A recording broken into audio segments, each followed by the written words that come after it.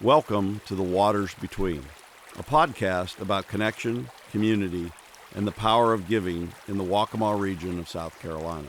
I'm Mike Mancuso, the President and CEO of the Waccamaw Community Foundation, and excited to be your host as we navigate philanthropy in the waters between. The name Waccamaw comes from the Waccamaw Indian people, the original stewards of this land and water. The word is believed to mean both coming and going waters, and between the waters, a reflection of the rivers and the tides that shape not only our geography, but our way of life. At the Waccamaw Community Foundation, we believe philanthropy should flow just like these waters, connecting people and places, bridging needs and resources, and sustaining our communities for generations to come. This podcast flows from that mission. In each episode, we'll dive into the stories of local nonprofits, community leaders, and everyday people who are making a difference through giving, service, and collaboration. Whether you're a donor, a volunteer, or just someone who cares about the place we call home, we invite you to join us as we explore the waters between. I'm Mike Mancuso, the President and CEO of the Waccamaw Community Foundation. We're glad to have you with us today. Today is our very first episode, so bear with us as we kind of learn our way through the podcast world here. The episode today is what we call the waters we share. What is community philanthropy? And I'd like to have our guests introduce themselves, and we'll start first with Sarah. Hi, I'm Sarah Pope. I'm the CEO of SOS Care and Oak Tree Farm, and we support people with autism and intellectual disabilities in the local area. Well, thank you for being with us Thank today. you. And Robert? Yeah, my name's Robert Hucks. I work with Coastal Carolina National Bank on a daily basis, serve as their chief banking officer, and on my spare time, serve as the board chair currently with Waccamaw Community Foundation. So glad to be here with you today to talk about philanthropy and what it means to our community. Thank you. I appreciate both of your time today. And where we want to start is kind of defining philanthropy, talk about the local impact, and then also Waccamaw Community Foundation's place in philanthropy here in the local community. So what I'm going to start with first is, what makes community philanthropy different from national giving? Any input there? Yeah, I mean, I think that when, people are giving locally, they like to see where their money is going. And sometimes that's challenging when you're giving on a national level. I think some of the money goes to administrative things and you may not always see a project. But when you're giving locally, you can see a tangible project and you can visit a site. And donors, I think, really like that. They know they're helping locals when they live here. Yeah, very good. Robert? Totally agree. I think the approach in general also is different a little bit, and where local philanthropy, community foundation type work, it's more bottom-up approach and really driven by the community, whereas maybe in a national type donation situation, it's more top-down. And I also think the longevity of the work and the help being done in a community foundation or philanthropic efforts lasts longer, whereas you're trying to address a long-term need, whereas national giving may be for a specific short-term need that's need to be addressed. Okay. So next thing we want to kind of delve into is the foundation as a convener in the Waccamaw region, and what have you seen in your time? And I know, Sarah, you've worked a lot with the foundation over the last many years. Many years, yes, many years. I don't even remember how many, but really has helped. I was with another nonprofit before. I was with SOS Care as well, and without the Waccamaw Community Foundation, we probably wouldn't have gotten very far. We needed help with hiring an executive director, and there was funding for that at the time. We actually rolled that nonprofit into SOS at some point when we realized the needs were bigger and we needed to merge organizations. And not just our organization, I mean, many organizations here locally. So, we're always appreciative of the knowledge that you have and that you come and bring to boards as well. Because we have to educate our board members as well on why Waccamaw Community Foundation is important in the community. So that's been very helpful for us along the way. Robert, what, in the banking industry, you're kind of seeing the other side of that with donors. What's your perspective? Sure. No, it's a centralized place where, all nonprofits can kind of come to plug into, I feel like. The granting cycle that WCF does comes to mind, which is in an effort to help as many local nonprofits as they can, and you touched on that a little bit.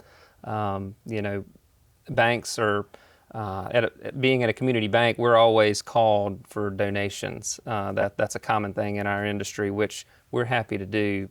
But ours are more isolated type donations, whereas this, in my mind, again, is more addressing a longer term need. And that community foundation can provide that ongoing assistance. And it's an important part of the community. That way and you not only help them from a financial standpoint, but also from the knowledge standpoint of how to better manage a nonprofit and the leadership areas that Waccamaw Community Foundation helps those nonprofits with as well. Yeah, so that's been very helpful too. One of the things I kind of delved into in preparing for this is just to kind of look at some of the impacts, and a couple things stood out. We have at the foundation donor advised funds. So this is where individuals or families can establish a fund with the foundation, and they really direct the giving from that. And I went and just kind of looked across the spectrum of funds that we had, and found one family who's been with us since 2000. And I went back and just looked at the last 10 years of giving. And in this one instance, this family gave over $6 million into the nonprofit community in the region. That's huge impact in a short period of time. I see others that have left legacies. A legacy is really where somebody has left a part of their estate for a purpose or a scholarship. In this case, it was the Jones Scholarship at Waccamaw, which is focused on students in the area going to USC in engineering. Okay. And since 2016, we have had $700,000 in scholarship money to those kids going That's into amazing. that track. And these are renewable, and so it's a full boat ride for these Yeah, that's kids. great. Sure. So it's way bigger impact than I think a lot of people see.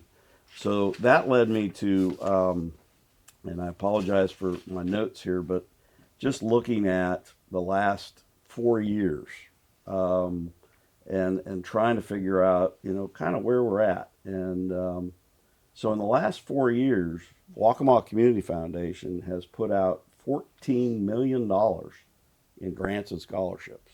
Phenomenal. Yeah, That's amazing. that number actually took me by surprise. Yeah, that's amazing. Yep. It adds up. So that's a little over $2.5 million a year that is going into the community, and it's just the tip of the iceberg in philanthropy overall, because we have, as you mentioned, the bank gives on a regular basis. A lot of our businesses give on a regular basis, and a lot of folks do that as well. And we find ourselves as a community foundation also partnering with people and putting that money together for projects. So it's a big impact, for sure. So next thing I wanted to just see if you had any stories about personal impact of local giving and how important it is. And I know, Sarah, you've had some big projects at SOS. We've had some really big projects, and building the community in Conway was one of the biggest things we've ever tackled. And having the support of Waccamaw Community Foundation for that project particularly was amazing. We can't do those things unless we have local support, and it's a very local project. I mean, it's housing people with disabilities that live locally, and they have no other way to find housing. And so it became a very big community project, and you guys were a big part of that. So it was, without the supports locally, we found money from the state, but the local funding from other people and the support and just pushing it forward with us was tremendous. It was something we'd never done before.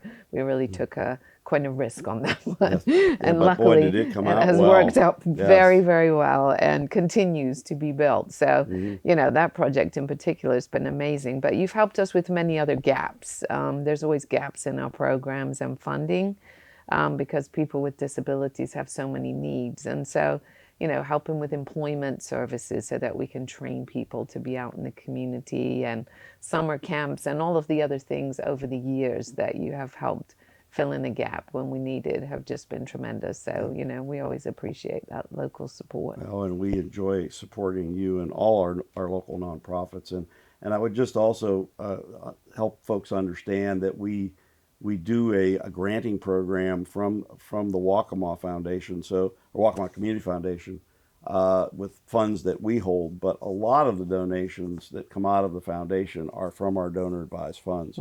So our donors also have access to a nonprofit directory on our website, so they can see who the nonprofits are and what may be interesting to them, or projects that you're working on. And allows them then to donate to those causes. So we spend a lot of our time communicating with the donors and the public about what's happening in the community, so that we can help continue to attract those dollars. And that works really well. I mean, and we've received lots of funding from various family funds because of that. So having that newsletter that you send and sharing information about the programs in the area, I think really entices people to be able to be part of that as well. Very good. Robert, from your standpoint, I know you've served on a lot of boards. Have you seen Yeah. I think I guess the best way to answer that question is I'll just give you my take on philanthropy in general. So, and for me, it's really something I learned at a very early age. I grew up, I'm a second generation banker.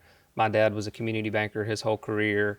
And I also grew up going to church. And, you learn when you go to church, you can give in many ways. You want to tithe in your time, your talent, and your treasures. And that's something that I was just fortunate to have two parents that believed real strongly in that. And, when we'd go to church, I'd see my dad putting money in the offering plate. And even though I didn't have any, he'd give me $1 to stick in there to go ahead and start getting that habit formed early. And likewise, when I saw him at the bank, he was involved in different nonprofits. He was involved with different civic organizations who were giving back into the community. So from an early age, it was just something that was really something I thought you were supposed to do. You're supposed to help your family. You're supposed to help your community. You're supposed to help those in the community that need help. So personally, we give most of our money to our church.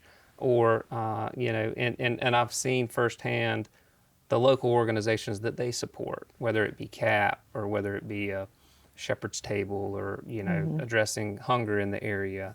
Another one that I'm closely involved with, a group of me and my friends started a nonprofit that it helps fund a clothes closet in each of the 8 schools that lead up to Conway High School in Horry County. So we're in the elementary, middle, and high school there in Conway, all 8 schools. It also helps fund adopting families at Christmas time who may not have the ability to do that for their kids on their own. And then the last area, it helps fund an organization that puts on a Christian weekend for high school kids, girls and boys. They have 2 different flights. So those are the kind of firsthand experiences that I've been involved with, but from a donation standpoint, but also getting back to the time and talent. We all have things that we're experienced in or good at, or connections or relationships that local organizations can benefit from. So, like we were talking earlier, my first board I ever served on was Habitat for Humanity, and what a great organization doing a lot of good in the community. And your time is just as important, and your experience and your knowledge is just as important sometimes as the check you may write. And these nonprofits need that leadership, need that experience on their boards. That way their center of influence can be reached as far as it can into the community to get the help they need. So. Yeah, that's true. Good. Great input, guys. So both of you have been around to watch the Waccamaw Community Foundation kind of evolve. And so, how have you seen us evolve? Anything in particular that sticks out? I mean, the one thing that I would say in the 4 years I've been here is we've become more laser focused on sustainable philanthropy, working much closer with donors about leaving their legacies, and then also helping our nonprofit organizations establish their own legacy funds, so their donors have a place to leave legacy. Yeah. And that's just one example. Well, that was the one I would have said too, is that, you know, Stole it from her. the Stole it from her. organizations, I mean, you've done so much work in that area and helped, you know, nonprofits understand why they should have a fund, you know, for legacy giving and, you know, future needs. And so that was something that I think we learned a few years ago when you sort of started redoing some things over there, and you came and met with the board, and we went through several meetings of how to do that. And it's just a really good idea. I think some nonprofits aren't thinking that far forward. And so teaching people how to do that and plan and forecast for the future to be sustainable, and having that fund readily available for the time that you do need it for a budget item, is really important. So that was a big change, I thought, in the work that you were doing. Thank you very much. It's something that it was a need I saw, or we saw really as a board, that, you know, I look at all our nonprofits and I kind of, the math in my head is most nonprofits spend about 70% of their time keeping the lights on, and if they're lucky, 30% in mission. And an organization, and I've seen many of them that over time have worked on endowment, and captured that legacy giving, and now they're spending 70% of their time in mission and only 30% of their time keeping the lights on out that fundraising. makes sense. Yeah. And we are in a time where, you know, one of the biggest wealth transfers in the world is happening, and we want to be able to give the tools to the nonprofits to be able to capture that and capture that legacy giving. Yeah, you do a great job with that. Yeah. Robert, what? Yeah, just to touch and add on to that. So I can remember many years ago when this organization was formed. I knew a lot of the original founders who were involved, local businessmen and women, and I'd looked up to and admired all of them. And you know, that was back in, what, 95, I believe? And That's when it started, and I think official founding was end of 98, 99. Yep. So, you know, to see it grow to where it started up to maybe pushing 42 million in assets now under management, what a great story. And, you know, I think the main thing that I've seen is a refocus on local and local governance, you know, trying to really plug into getting a strong local board who knows the community, knows the areas of need. And, you know, the biggest challenge, I think, for a lot of organizations is trying to be everything for everybody. And I think what Waccamaw Community Foundation has done a good job of is, like you said, laser focus. Let's not have mission creep. Let's be good at let's be great at what we're good at, and focus on that area of being that convener, being that place where nonprofits can come for not only reliable funding, but also education, training, where new folks are, you know, we're in Horry County, one of the fastest growing counties in the nation right now. New folks moving in who have philanthropic hearts and want to leave a legacy are bringing those dollars here, but they don't have the relationships or the connections or know where to plug in. We can be that conduit to, you know, first stop. We want to be that family name, or, you know, first name off of somebody's lips when they hear, where can I help this type of association, or where can I help this need? Go to Waccamaw Community Foundation. They can point you in the right direction to get that in the hands that need it the most. Thank you. Great conversation. So, kind of to wrap this up, if you were to think about talking, and I'll use the example of the new folks moving in, but we also have folks that have been here for a long time. What would your message be to those folks with a philanthropic heart? And you know, what should they be doing, or how can we help them, type thing? Yeah, I mean, I think another great thing about us is you don't have to reinvent the wheel. You know, we've got a lot of the systems in place. We've got the platform in place. We've got the connections in the community in place. It's a centralized way you can come and streamline your giving and doing it in an effective and efficient way. And, you know, we talk to folks all the time that are I'm thinking about starting a foundation or thinking about doing this. And it's like, wait a minute, that's a great idea. Your heart's in the right area, but there's a lot easier way to do it, in an effective way to do it. And, you know, we talk about scale at at Waccamaw Community Foundation, and that scale only allows us, you know, the more we grow, the more pool of funds that you have, the better return we can also provide to all of our fund holders. And, you know, if I've got $10,000 or $25,000 that I want to leave to an area, I can put that to much more work in a larger pool of funds that can earn more interest and have the ability to address a lot more needs than maybe just one area.